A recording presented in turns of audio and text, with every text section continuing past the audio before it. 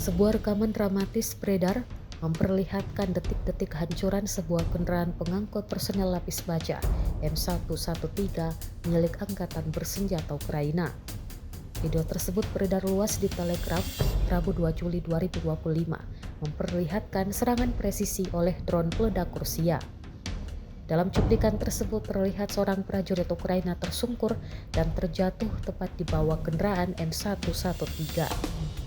Ia tampak menjadi sasaran, namun tak ada tanda-tanda rekan di sekitarnya yang bisa segera memberikan bantuan. Momen tragis pun terjadi ketika drone peledak meluncur dengan cepat dan menabrak langsung kendaraan M113. Ledakan besar pun menyusul, menghancurkan kendaraan dan menciptakan kepanikan di sekitar lokasi.